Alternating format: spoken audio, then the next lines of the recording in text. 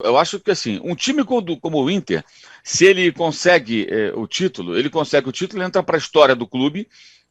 Obviamente, seria um marco para o Internacional, que não ganha o brasileiro desde 79, né? Mas não deixa nenhum legado do ponto de vista técnico. Não tem nada de diferente. Como o time do Palmeiras do Felipão, como o time do Palmeiras do Cuca. Mas e daí? Para o torcedor do Palmeiras, o que importa é que o Palmeiras foi campeão. Para o torcedor colorado, vai valer a mesma coisa. Essa é uma visão muito de observador de futebol. Né? Olha, esse time aqui tem algo diferente, esse time aqui trouxe. O time do Tite, campeão brasileiro 2015, era um time diferente. Era um time que jogava um belo futebol. Era um time melhor do que a média dos times que praticam futebol no Brasil. Eu acho que aquele time deixou uma marca que o de 17 não deixou, que teve um primeiro turno surpreendente, um segundo turno ruim, uma queda, e ainda assim sustentou a liderança e foi campeão. Para ficar em 2 exemplos do mesmo clube, no caso o Corinthians, e 2 títulos, os mais recentes dos corintianos. Né?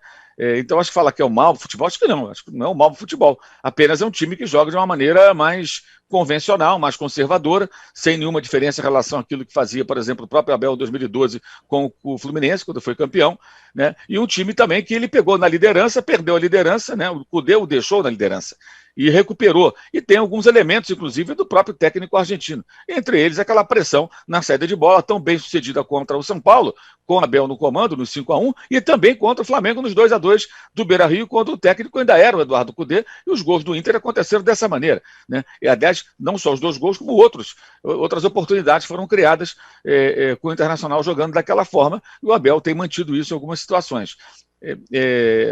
Agora é um choque de estilos, sem dúvida alguma, é um choque de estilos.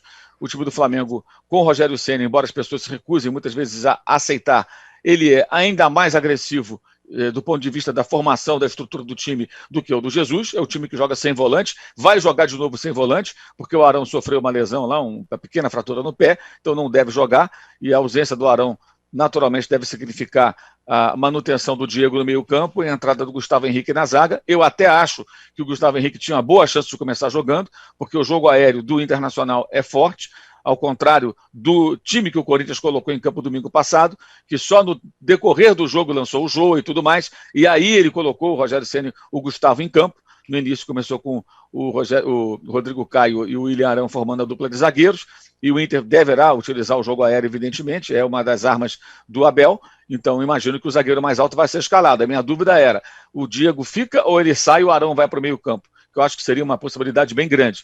Com a impossibilidade de contar com o Arão, ele deve começar o jogo, imagino eu, com o Diego no meio campo e com o Gustavo Henrique na zaga. Mas Diego, Gerson, Arrascaeta, Everton Ribeiro, Bruno Henrique e Gabigol, esse sexteto, ele se reúne sob o comando de Rogério Ceni. Nem o Jorge Jesus reunia esse pessoal.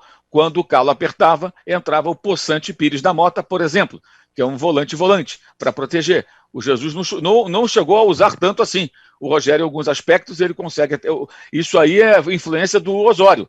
Isso aí é Osório, que é um técnico que ele tanto gostou no São Paulo, quando ele parte para essas alternativas ainda mais agressivas. Então você tem um Inter que se defende muito, que abre mão da posse de bola, que só teve mais posse de bola em toda essa série de vitórias e uma derrota e um empate. Né, um empate com o Atlético no Paraná, derrota para o Sport em Porto Alegre. O único jogo que o Inter teve mais posse de bola foi justamente contra o Sport. O Sport estava em vantagem no placar e deu a bola para o Internacional. Isso não vai acontecer domingo.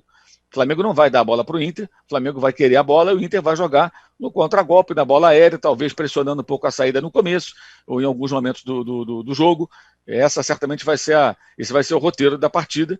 É um choque de estilo, sem dúvida alguma. Agora, não concordo assim, o mal para o futebol, não tem essa de mal para o futebol. O campeão em pontos corridos, ele é campeão legítimo, fez mais pontos, não dá para ficar discutindo isso. Agora, se pode discutir um legado de uma equipe. O Flamengo, campeão com o Jorge Jesus, deixou um legado. O Corinthians, com o Tite, deixou um legado. Outras equipes não deixam legado. Elas ganham o campeonato, mas depois você até esquece como joga, não faz muita questão, porque são times que jogam futebol mais convencional, que, aliás, esse é um dos grandes problemas do nosso país, é um futebol de pouca diversidade, e a gente tanto bate nisso, né?